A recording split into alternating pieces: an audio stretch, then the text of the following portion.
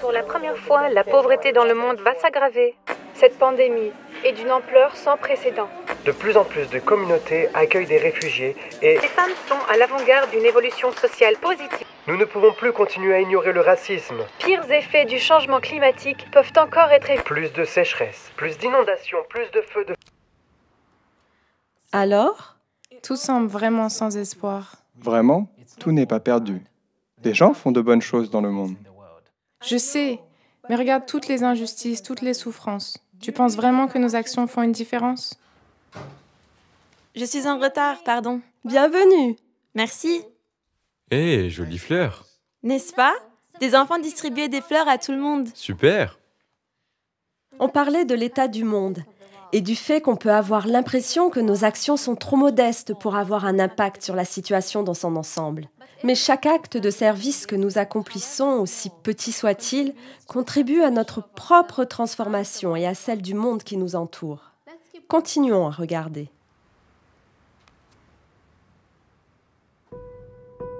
Bien que le monde ait connu de nombreux bouleversements et turbulences, il existe une prise de conscience croissante de l'interdépendance et de l'interconnexion de l'humanité en tant qu'une seule famille humaine.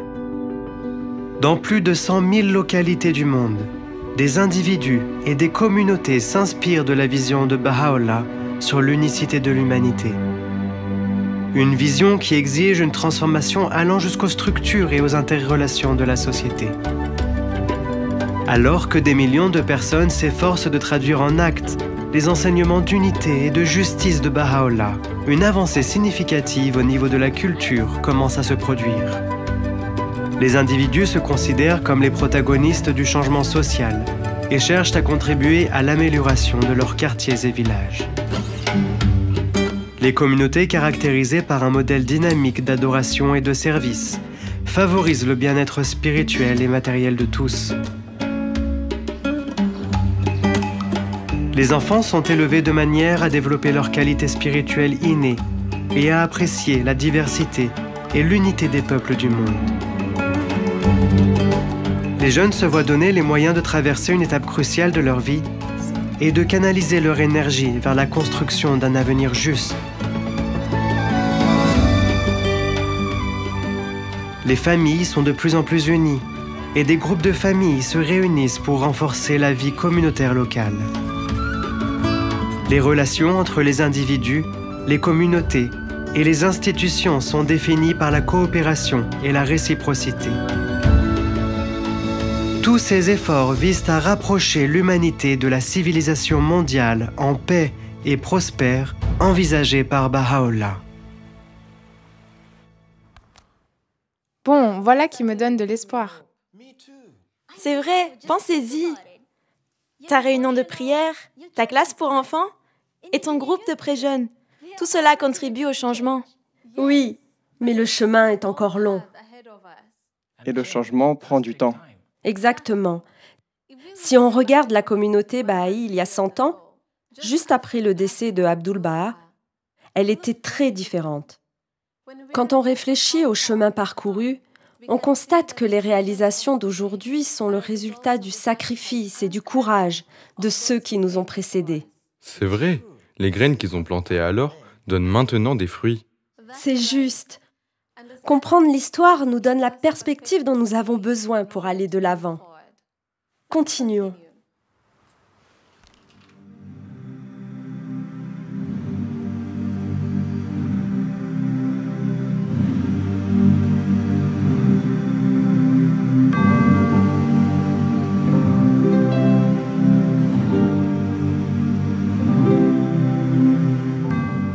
La ville n'avait jamais vu de telles funérailles.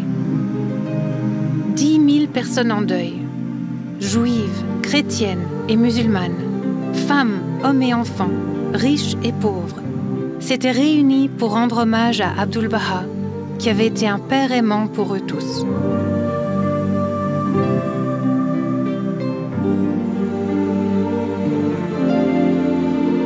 Abdul-Baha, le successeur de Baha'u'llah, avait dévoué sa vie à promouvoir l'unicité de l'humanité.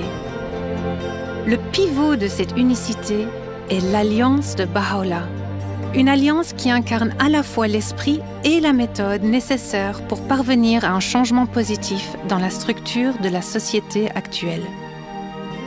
Abdu'l-Baha, nommé centre de l'Alliance par Baha'u'llah, a assuré l'unité de la communauté et préservé l'intégrité de ses enseignements.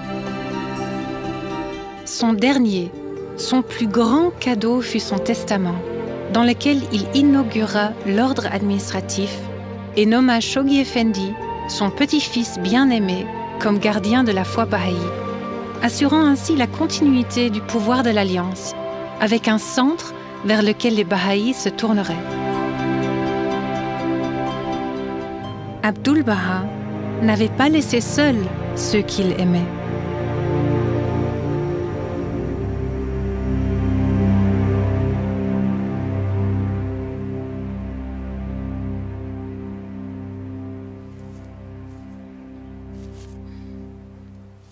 Parfois, je me sens tellement seule.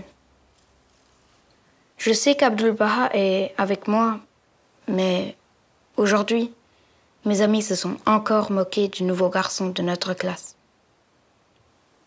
Cette fois-ci, au lieu de ne rien faire, je leur ai dit d'arrêter. Mais alors, ils ont commencé à se moquer de moi. Tu as été très courageux. C'est pas toujours facile de faire ce qui est juste.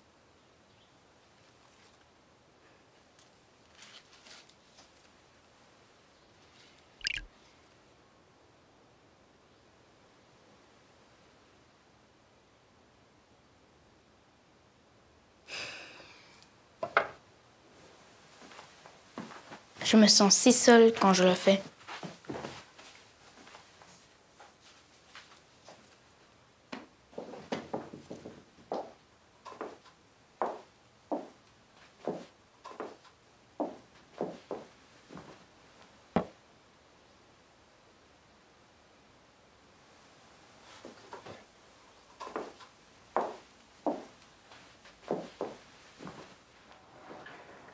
Beaucoup de gens qui ont amélioré le monde se sont parfois sentis seuls.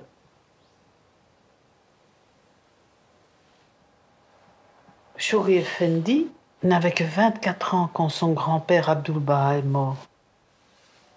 Ça lui a brisé le cœur. Le poids du monde reposait maintenant sur ses épaules. Peux-tu imaginer à quel point il s'est senti seul et submergé? Il était désormais le gardien de la foi. Il avait la responsabilité de traduire dans la réalité la vision de Baha'u'llah d'une civilisation spirituellement et matériellement prospère. Il devait également faire face à l'opposition de ceux qui n'acceptaient pas son nouveau rôle. Sa grand-tante Bahia Khanum, la fille de Baha'u'llah, était pour lui une grande source de force et de réconfort. Avec son soutien et avec la certitude qu'Abdu'l-Baha était toujours avec lui, Shoghi Effendi se dévoua au rôle de gardien.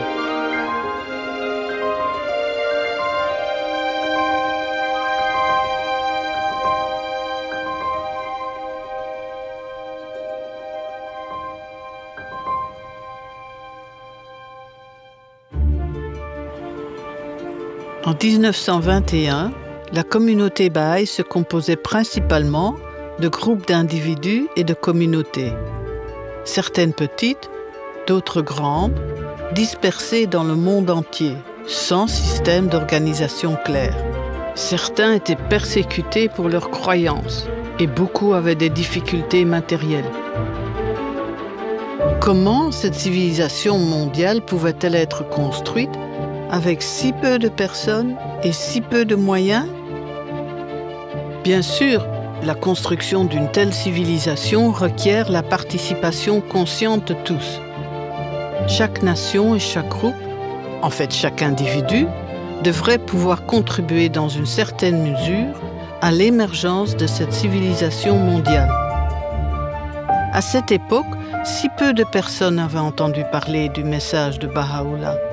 Comment pouvait-il être partagé avec tous les peuples du monde? Dans les tablettes du plan divin, adressées aux Baha'is d'Amérique du Nord, les exécuteurs de cette vision mondiale, Abdu'l-Baha fournit la charte pour la croissance et l'établissement de la foi. Ces tablettes contiennent la source de la renaissance spirituelle du monde et de l'émergence de cette civilisation.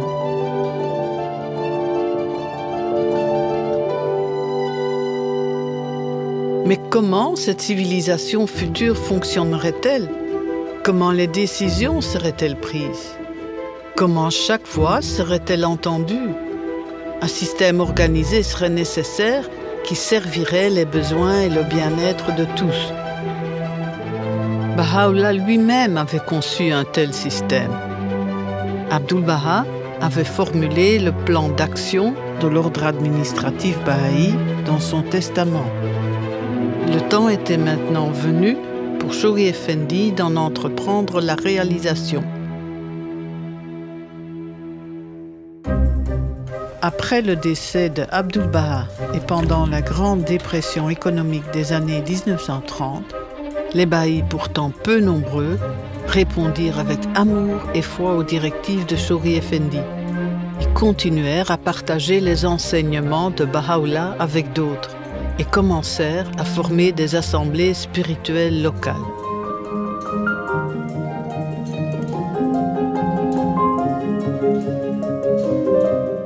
Alors qu'ils créaient ces nouvelles institutions, aurait-il pu imaginer qu'aujourd'hui les gens dans tant d'endroits se tournent vers des assemblées spirituelles locales pour les guider et les éclairer? Ces assemblées développent la capacité de prévenir et de soulager la souffrance de la société dont elles font partie intégrante. Aujourd'hui, dans certains contextes, les gouvernements locaux et d'autres institutions collaborent avec ces assemblées pour faire progresser leur communauté. Dès qu'un nombre suffisant d'assemblées locales avait été formé, elles préparaient le terrain pour l'élection de nouvelles assemblées spirituelles nationales. Sous la direction de Shoghi Effendi, l'ordre administratif, élément intégral de la croissance de la foi et de ses pouvoirs de construction de la société, commença à prendre forme.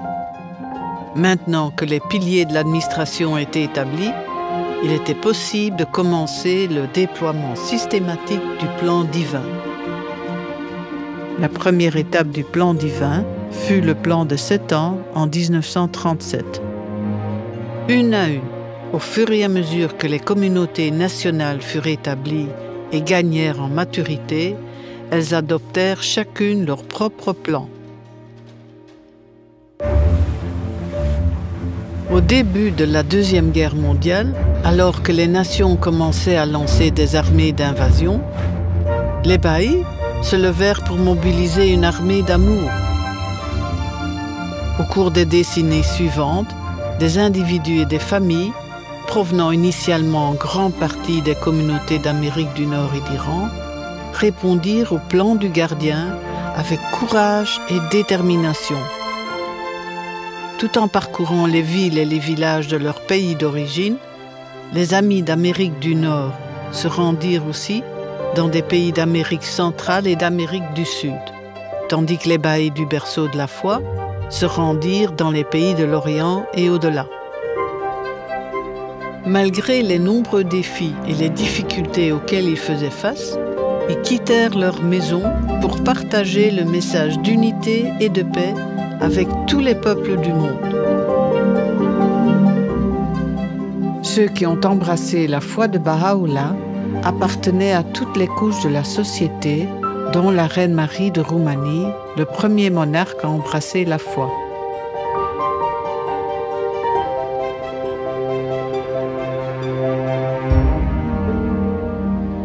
Shoghi Effendi écrivit des milliers de lettres pour guider, inspirer et encourager les amis, les groupes et les institutions Baha'i. Il offrit de profondes perspectives et construisit une vision impressionnante de l'avenir. Il traduisit les écrits Baha'i en anglais, expliqua les écrits sacrés, et développa le centre spirituel et administratif de la foi en Terre Sainte. Son héritage extraordinaire continuera à guider l'humanité pour les siècles à venir. Même si Shoghi Effendi était guidé et protégé, ça ne veut pas dire qu'il n'a pas souffert. Il a connu des moments de chagrin et de désespoir profond. Qu'est-ce qu'il faisait dans ces moments-là? Il priait et ensuite il agissait sachant qu'Abdu'l-Baha l'aidait. Je vais prier aussi. Et demain, je vais devenir amie avec le nouveau garçon de notre classe.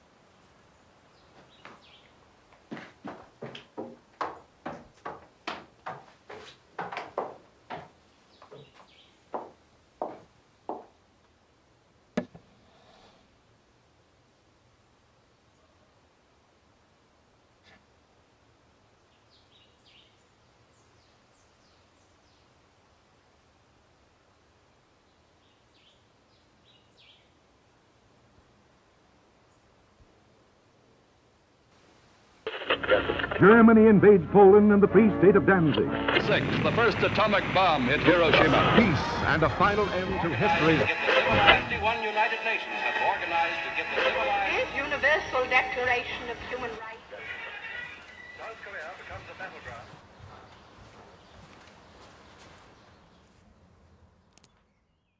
Qu'est-ce que tu regardais? C'est pour l'école. On étudie les années 40 et 50. Qu'est-ce que je suis content de n'avoir pas vécu à ces époques-là. Sombre période de l'histoire. Mais il y avait aussi quelques lueurs.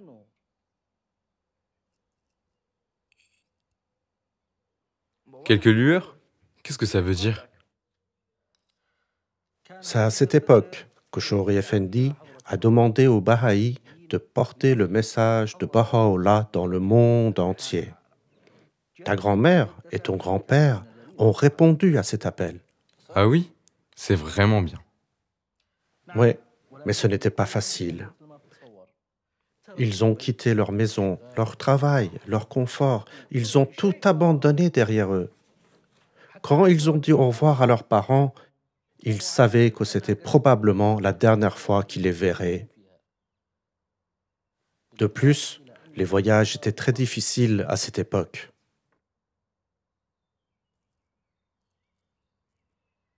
Mais comment ont-ils fait? Ils l'ont fait avec, dans leur cœur, l'amour pour Baha'u'llah et pour l'humanité. Ils savaient que la révélation de Baha'u'llah n'appartenait pas seulement aux Baha'i. Son message s'adresse à tous. Je vais te montrer quelque chose.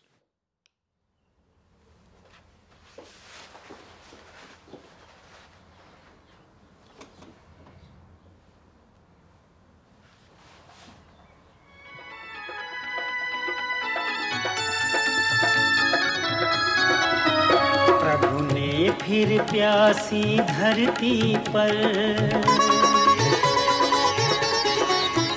प्रभु ने फिर प्यासी धरती पर गंगा नई बहाई है युग युग के सब भेद मिटाने आया धर्म बहाई है युग युग के सब भेद मिटाने आया धर्म बहाई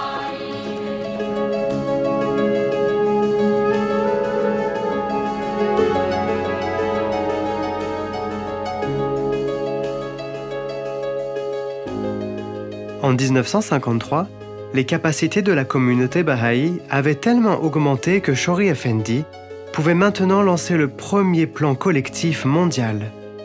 Une entreprise spirituelle de 10 ans qui englobait le monde entier et qui poursuivait le déploiement du plan divin de Abdu'l-Baha. Les Baha'i ont répondu immédiatement, jeunes et vieux, riches et pauvres, fragiles et en bonne santé, célibataires ou avec des familles. Laissant tout derrière eux, Ils ont voyagé dans des endroits qui leur étaient souvent inconnus pour faire part des enseignements de Baha'u'llah à tous.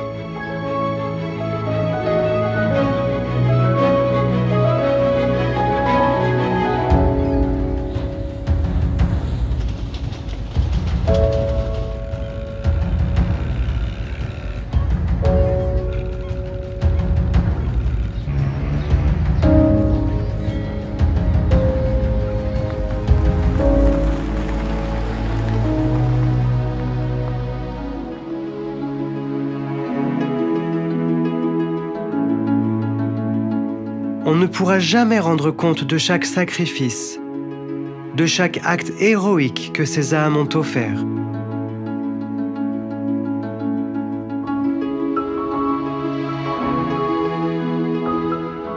Beaucoup de ceux qu'ils rencontraient aspiraient à de tels enseignements, et bientôt, ensemble, ils ont commencé à œuvrer pour l'amélioration du monde.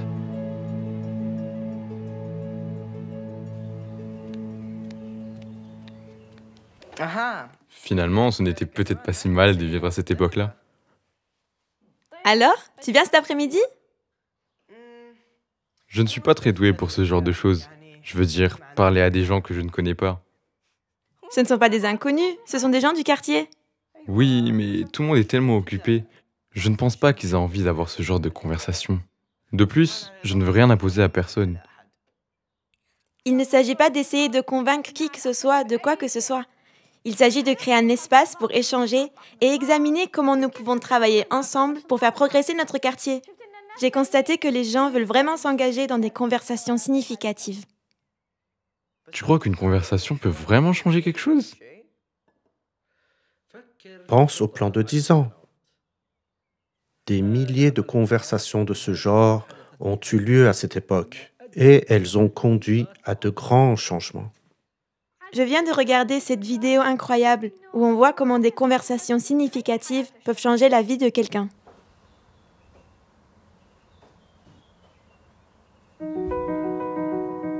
Je suis née en Allemagne en 1921.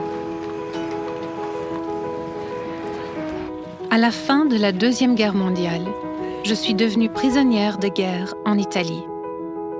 En prison, nos discussions tournaient souvent autour du sens de la vie et de la religion. Mon cœur et mon esprit ont commencé à s'ouvrir à de nouvelles idées. Peu après mon retour en Allemagne, j'ai rencontré mon futur mari. Il avait servi au sein d'une division blindée en Afrique du Nord. Nous nous sommes liés d'amitié avec un groupe de Baha'i, découvrant les enseignements de Baha'u'llah sur l'unicité de la religion et l'unité de l'humanité, un message qui nous a tous simplement époustouflés. Il n'a pas fallu longtemps pour que nous devenions Baha'i. En 1957, nous sommes allés en pèlerinage et avons rencontré le gardien bien-aimé. Lorsqu'il a appris que mon mari avait combattu en Afrique, il l'a encouragé à y retourner, cette fois avec un message d'amour. Le 5 juillet 1959, avec nos 6 enfants, nous sommes arrivés dans le sud-ouest africain, au plus fort de l'apartheid. Il était interdit aux personnes de races différentes d'être amies. Comme nous n'étions pas autorisés à nous réunir ouvertement, nous tenions des réunions dans nos maisons pour étudier les écrits de Baha'u'llah. Malgré ces difficultés, nous étions reconnaissants d'être simplement ensemble. Quelques années plus tard, la première assemblée spirituelle locale a été élue. C'était le début de l'administration Baha'i en Namibie. D'accord, je vous rejoindrai cet après-midi.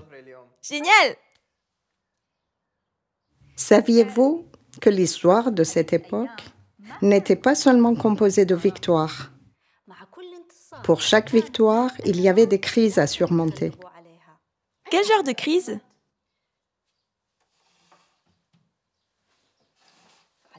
Par exemple, il y a eu une pandémie de grippe en 1957. Shoghi Effendi était à Londres et tomba malade. Il décéda subitement et de façon inattendue. Ce fut un choc terrible pour tout le monde bahaï. Et cela s'est produit en plein milieu du plan de 10 ans. Mais, bien que Shoghi Effendi soit décédé, le processus qu'il avait lancé s'est poursuivi. Je vais te montrer quelque chose.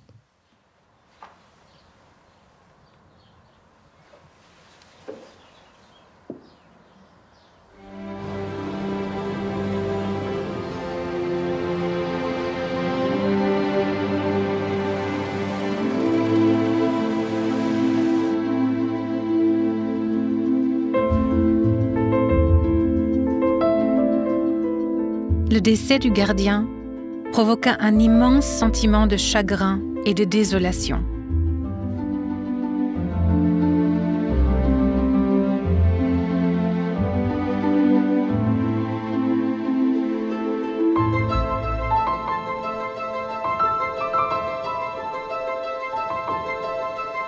Ce fut également une période d'incertitude pour la communauté bahaï. Comment les affaires seraient-elles dirigées? Comment serait-il guidé?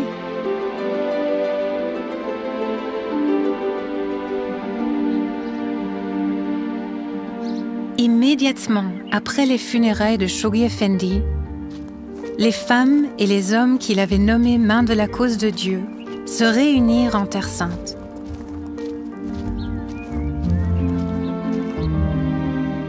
Ces personnes éminentes, dont les principales tâches étaient la protection et la propagation de la foi, devinrent responsables de la coordination des activités de la communauté bahaï jusqu'à ce que la Maison universelle de justice puisse être élue. Le pouvoir de l'Alliance pour maintenir l'unité était évident dans la loyauté inébranlable de la communauté envers les mains de la cause.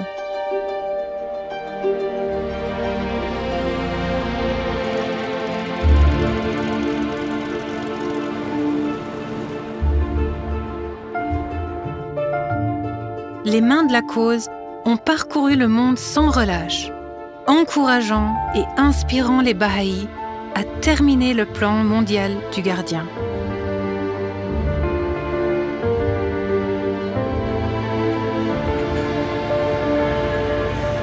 Baba Mungu wa mapenzi, unisamehe dhambi zangu, mimi ni kipofu masikini mbele yako. Baba Mungu wa mapenzi, unisamehe dhambi zangu, mimi ni kipofu masikini mbele yako.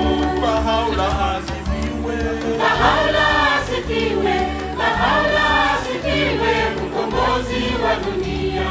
Bahaula asifiwe, Bahaula asifiwe, Bahaula asifiwe, mkombozi wa dunia.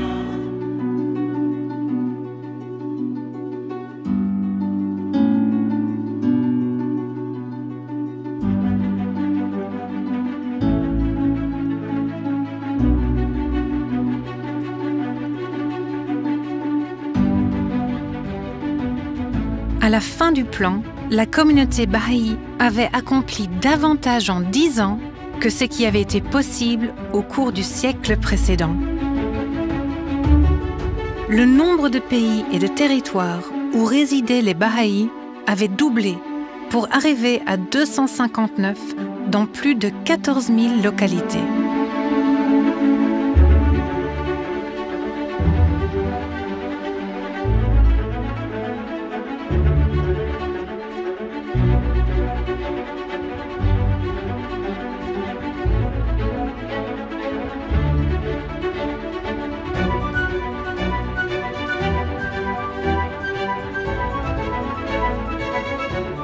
« 56 assemblées spirituelles nationales avaient été établies et des milliers d'assemblées spirituelles locales administraient le bien-être des communautés à travers le monde.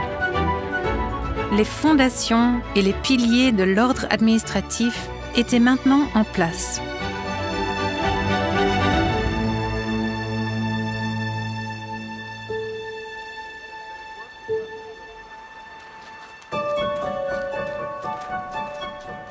Le 21 avril 1963, les membres de 56 assemblées nationales du monde entier se réunirent à la maison de Abdu'l-Baha à Haïfa pour élire la Maison universelle de justice, l'organe directeur international de la foi bahaï. Cet événement hautement significatif a eu lieu exactement 100 ans après la déclaration de Baha'u'llah à Bagdad.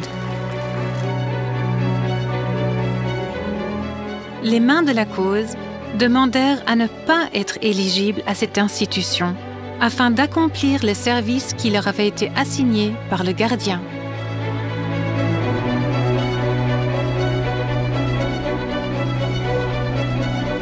Baha'u'llah a ordonné la création de la Maison universelle de justice dans son livre des lois, le Kitab Yaqdas. Abdu'l-Baha avait confirmé son autorité dans son testament et le gardien avait consacré plus de 3 décennies à préparer le monde bahaï à son élection.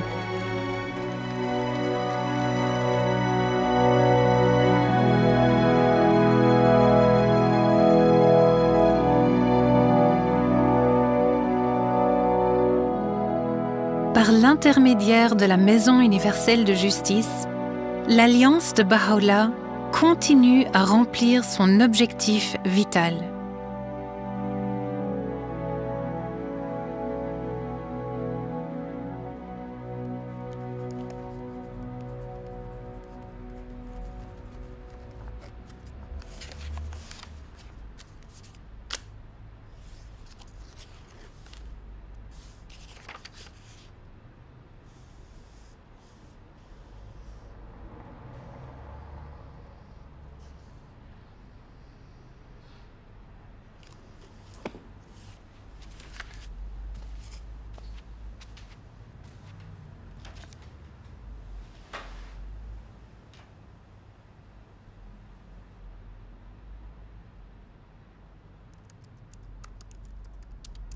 Les 3 décennies suivantes furent des années mouvementées et créatives.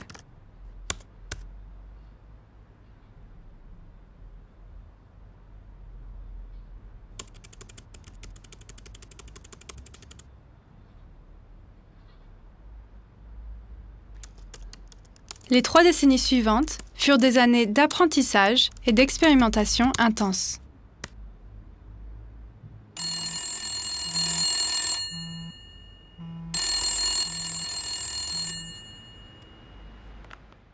Bonsoir, Acha. Ça va, merci. Je travaille sur ma présentation pour l'école d'été. Ça avance bien. Quelle invitation? Oh, pour la réunion de réflexion? Oui, je l'ai reçue. En fait, je n'avais pas prévu d'y aller. Je n'organise plus de réunion de prière. Tout allait bien au début, mais au bout d'un moment, les gens ont cessé de venir. J'ai donc décidé d'arrêter. Je comprends, mais je ne suis pas sûre d'avoir quelque chose d'intéressant à partager. Ok, je vais y réfléchir et te le ferai savoir. Au revoir, Acha.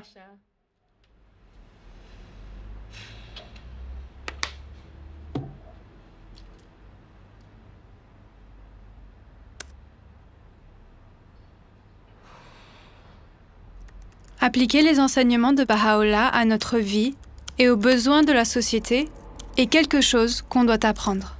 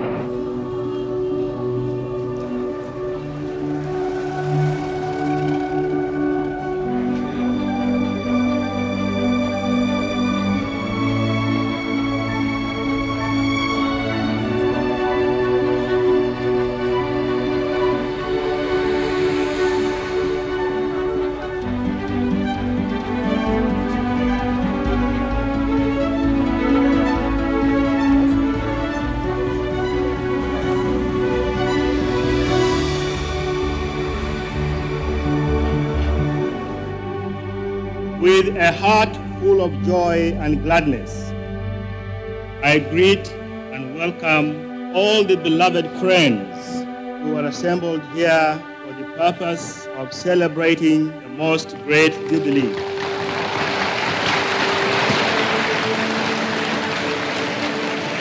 In this room, you have people from all the continents of the world. You have people from so many tribal backgrounds, so many religious backgrounds. This is a religion of love.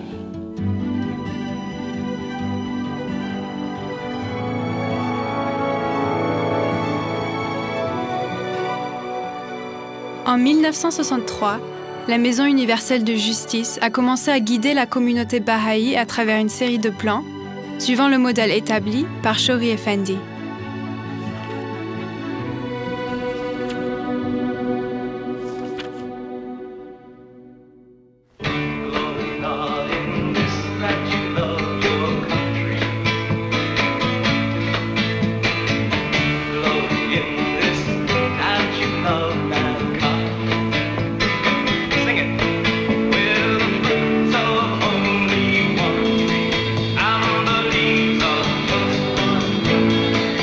Au cours des décennies suivantes, avec enthousiasme et dévouement, les Bahaïs ont continué à transmettre aux quatre coins du monde la vision de Baha'u'llah de l'unicité de l'humanité. L'expression artistique s'est épanouie dans le partage des enseignements. La musique, la danse et le théâtre ont touché les cœurs et ont attiré les âmes.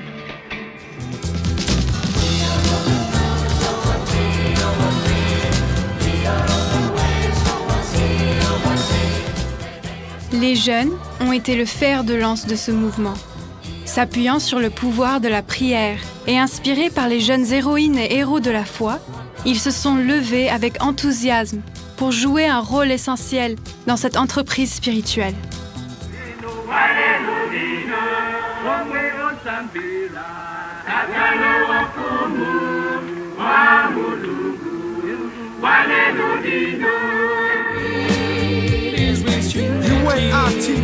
In a beautiful land, to see the sky. It's the race for time, the place. To see we're one family, it's the human race. Dans certaines régions d'Asie, d'Afrique et d'Amérique latine, des centaines de milliers de personnes ont embrassé la foi.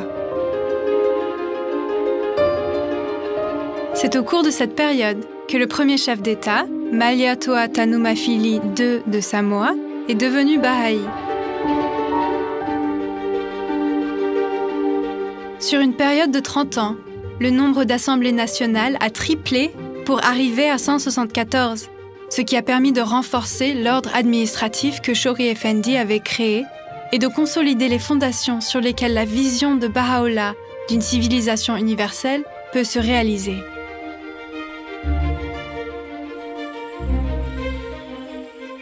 Au fur et à mesure que la foi s'établissait de plus en plus, les Bahaïs ont commencé à appliquer les enseignements de Baha'u'llah aux besoins sociaux et économiques des sociétés dans lesquelles ils vivaient, donnant lieu à des milliers d'initiatives locales dans le monde entier.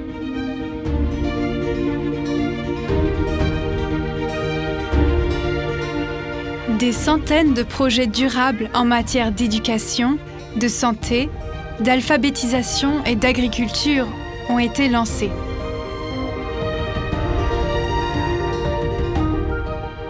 De nombreuses organisations de développement d'inspiration baha'i ont vu le jour pour le bien-être et la prospérité de tous.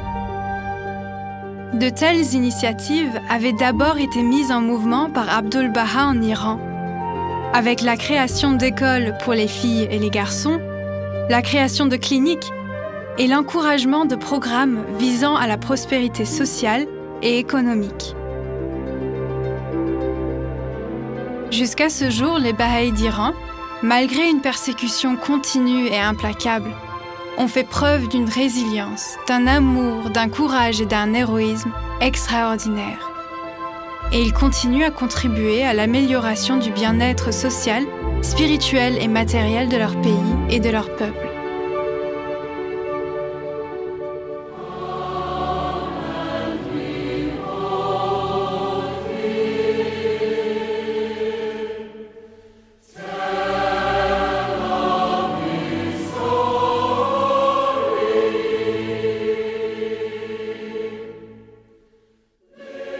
Dans les années 90, la diversité ethnique et culturelle de la communauté baha'i mondiale s'était considérablement enrichie et son caractère s'était transformé. The fundamental spiritual truth of our age is the oneness of humanity. La foi était de plus en plus reconnue dans les forums nationaux et internationaux et était maintenant la deuxième religion la plus répandue géographiquement dans le monde. Cette croissance rapide a donné lieu à de nombreux défis. Le fait qu'un grand nombre de personnes embrassent les enseignements baha'i ne suffit pas à créer une vie communautaire dynamique. Les ressources ont été débordées en essayant de soutenir l'approfondissement de centaines de milliers de personnes dans la révélation de Baha'u'llah. Et à mesure que la diversité des personnes entrant dans la foi ou s'engageant dans ces activités s'est accrue, le besoin de processus permettant de construire l'unité est devenu de plus en plus évident. Il faut des efforts conscients et concertés pour corriger des préjugés profondément ancrés, hérités d'innombrables générations. De nombreuses questions ont été soulevées. Comment donner aux femmes une voix égale dans un monde déséquilibré, dominé par les hommes? Comment répondre systématiquement aux besoins éducatifs d'un grand nombre d'enfants? Comment les assemblées locales gèrent-elles les besoins des communautés en croissance rapide? Quelle serait la nature d'un effort éducatif capable de développer des capacités pour relever ces défis urgents? Le monde baha'i s'est alors lancé dans un processus d'apprentissage intense où de nombreuses stratégies, méthodes et approches nouvelles ont été testées. L'institution des conseillers a joué un rôle crucial dans la conduite de ce processus. Cette institution a été créée par la Maison universelle de justice pour étendre les fonctions des mains de la cause de Dieu. Grâce à elle, il existe désormais un système permettant d'analyser rapidement les leçons apprises à un endroit et de les partager avec l'ensemble de la communauté baha'i, enrichissant ainsi les consultations mondiales, stimulant une action soutenue, renforçant les capacités et inspirant la confiance. Aujourd'hui, le Centre international d'enseignement, ainsi que les corps continentaux des conseillers et leurs auxiliaires, continuent à stimuler et à faire avancer ce flux d'apprentissage.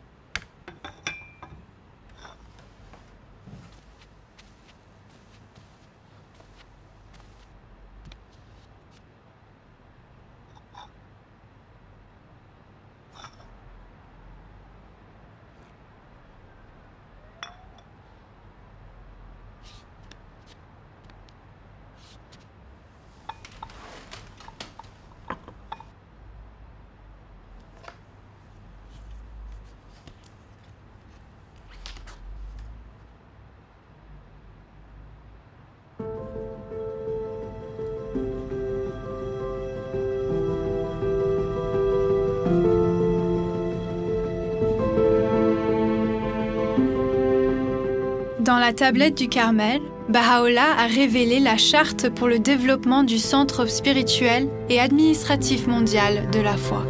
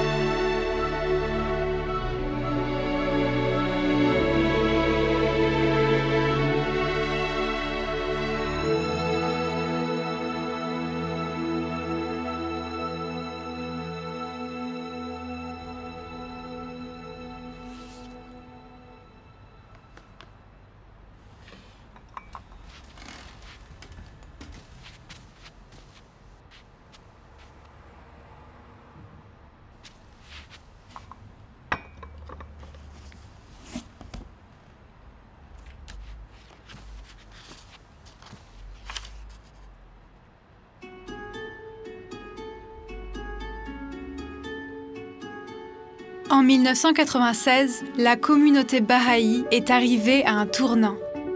Après des années d'expérience acquises à la base de la communauté dans certaines régions du monde, la Maison universelle de justice a appelé à la création d'un réseau d'instituts de formation, un instrument aux potentialités illimitées. Cela a déclenché un processus visant à accroître la capacité de chaque population à prendre en charge son propre progrès spirituel, social et matériel.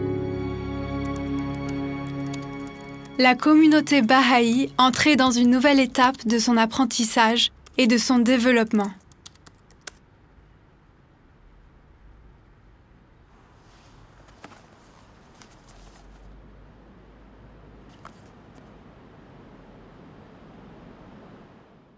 Salut Asha. Il est peut-être temps que j'apprenne à apprendre. Je viendrai à la réunion de réflexion. J'aimerais entendre ce que les autres ont appris. Et oui, je serai heureuse de partager mes propres expériences. Qui sait, je pourrais peut-être recommencer mes réunions de prière. À demain. Au revoir.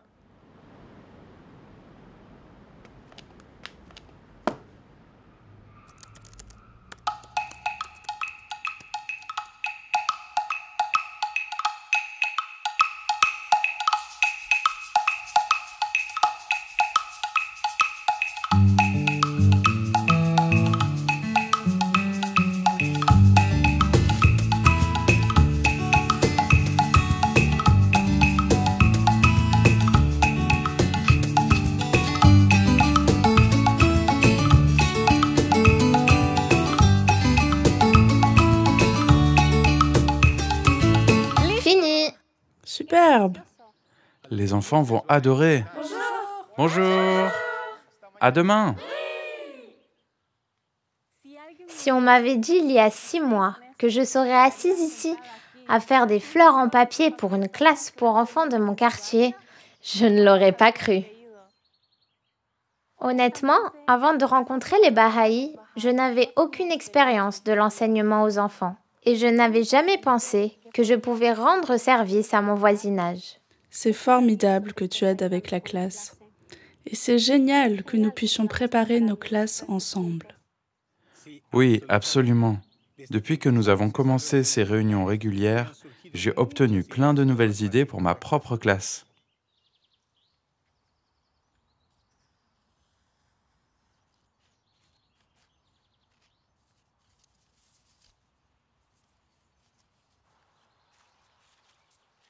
Au fait, comment prévoyez-vous de leur faire apprendre par cœur cette fois-ci? Peut-être en faisant des gestes? Ah oui? Doivent-ils encore vraiment mémoriser une autre citation? C'est-à-dire que ce n'est pas facile pour certains d'entre eux. Même moi, j'ai du mal à mémoriser les citations de mon cercle d'études. Sautons cette partie. On pourrait juste expliquer la citation, puis passer à l'histoire. Ils adorent cette partie. Les enfants adorent les histoires, c'est vrai. Je me suis souvent demandé pourquoi on mémorise les écrits saints. On pourrait simplement lire la citation, mais on ne s'en souvient pas vraiment après. Nos pensées influencent nos actions. Ainsi, lorsque nous mémorisons ces paroles, elles deviennent des habitudes dans notre esprit et ont plus de chances de s'exprimer dans nos actions. C'est bien vrai. Lorsque je m'impatiente, je me rappelle que un langage bienveillant est l'aimant qui attire le cœur des hommes. Oui, la parole de Dieu est puissante. Elle exerce une influence créatrice dans le monde de l'existence. Elle ouvre nos cœurs et peut nous transformer. Regarde.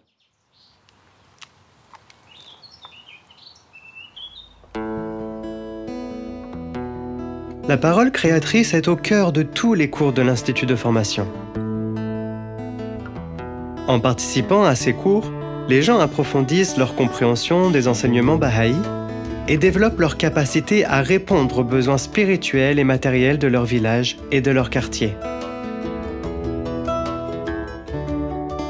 Le concept d'institut de formation n'est pas nouveau. Abdu'l-Baha lui-même avait fait référence à la formation des enseignants de la foi dans les tablettes du plan divin. Il a également encouragé la tenue régulière de classes d'études pour préparer les enseignants de la foi en Iran.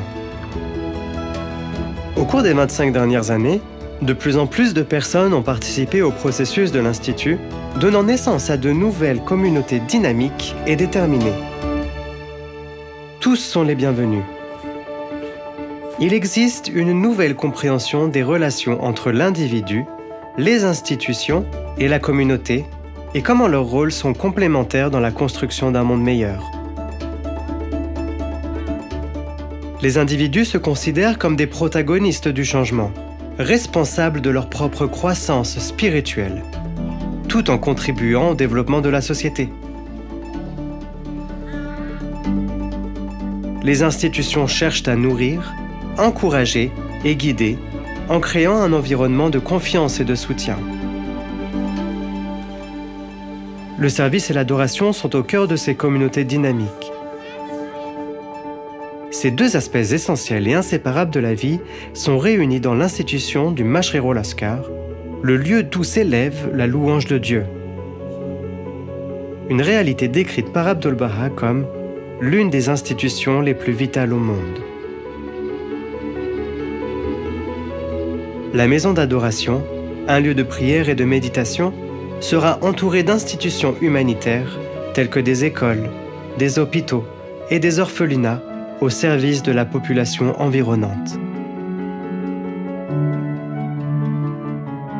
La première maison d'adoration a été construite en 1908 à Ashgabat, au Turkménistan. En 2016, le monde a assisté à l'achèvement de la dernière maison d'adoration continentale à Santiago, au Chili. Depuis lors, des temples locaux et nationaux ont commencé à être construits dans différentes parties du monde, comme des phares éclairant la planète.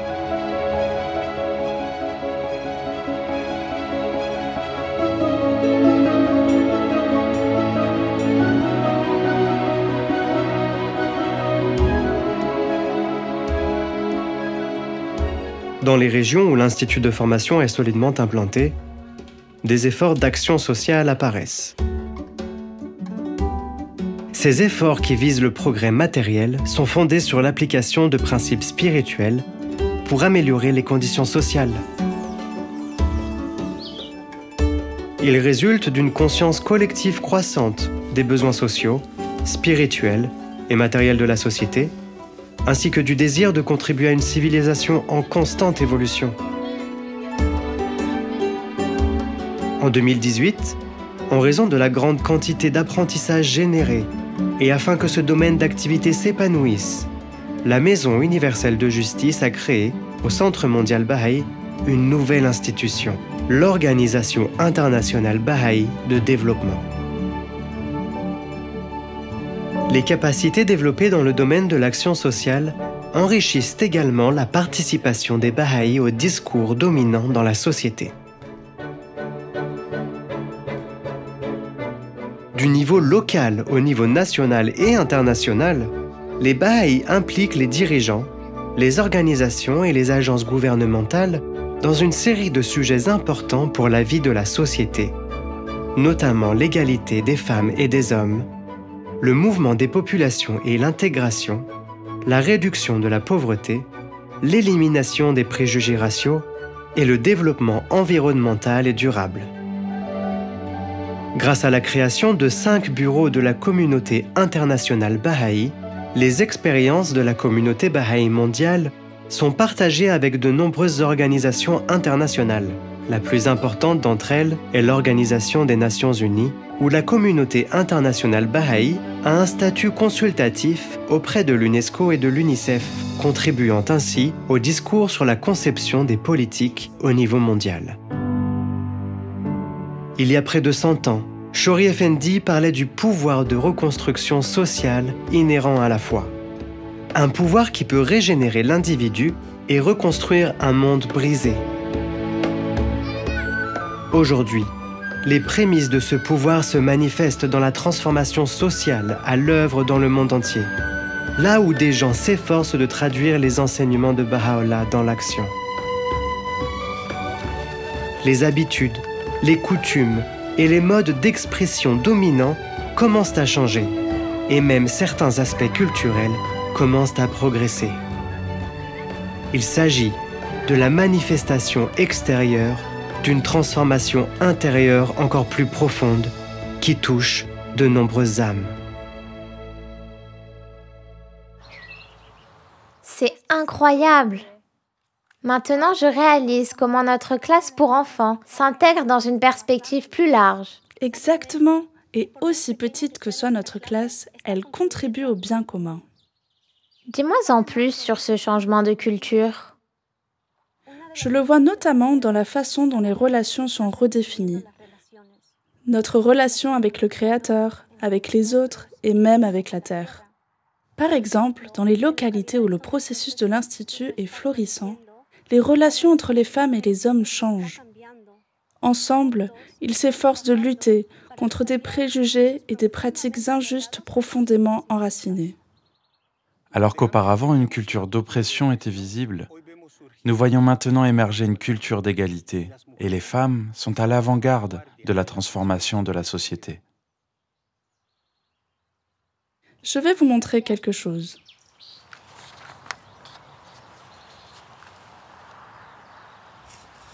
C'est une histoire presque aussi vieille que le monde. Avant même qu'elle soit née, ils ont essayé de la faire disparaître, comme un tour de magie. Mais sa présence a été remarquée, ne serait-ce que par son absence. À sa naissance, au lieu de partager des confiseries, ils échangèrent des sacs de chagrin fermés par des rubans. Et quand elle recevait une part, elle recevait la plus petite, la plus minuscule et la dernière, et souvent rien du tout. Nourriture, confort, éducation, respect. Si elle allait à l'école, elle devait faire attention à ne pas trop apprendre, ne pas trop parler, ne pas trop être vue. Elle ne devait pas prendre trop de place. Elle devait se faire de plus en plus petite, se replier sur elle-même en des attitudes silencieuses, retenues, contenues, apprendre que son propre corps n'était pas une maison sûre pour son âme. Mais maintenant, avec cette nouvelle révélation, une nouvelle histoire s'écrit. Une histoire qui défait toutes les histoires du passé. Une histoire où les femmes se tiennent côte à côte avec les hommes. Avant même qu'elles ne naissent, on célèbre l'attente de cette toute nouvelle âme. Lorsqu'elle naît, la famille, le village, la ville et la nation se réjouissent. Elle recevra nourriture, confort, éducation, respect. Elle ira à l'école. Elle a tant à apprendre, à comprendre, à dire, à enseigner. Elle grandira et elle grandira. Elle respirera et elle rêvera et elle accomplira. Elle saura que sa voix est puissante. Elle se lèvera, elle s'épanouira à partir de formes silencieuses, retenues, contenues, jusqu'à ce que sa famille, sa ville, son village, sa nation, eux aussi, s'épanouissent.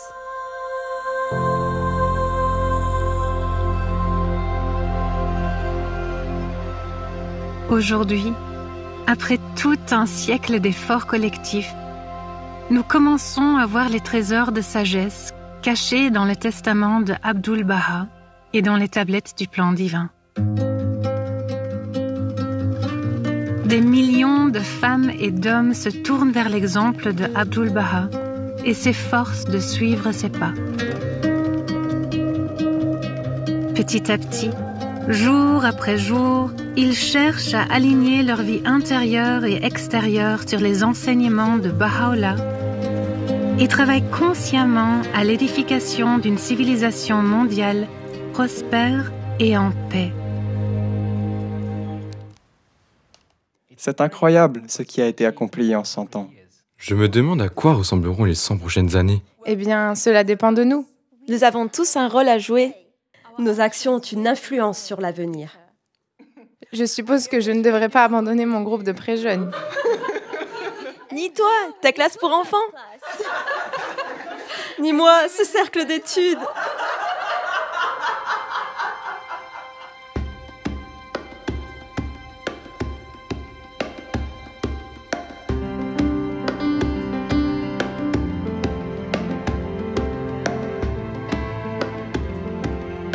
Vous vous avez écrit l'histoire du déroulement du plan divin sur le parchemin de son premier siècle.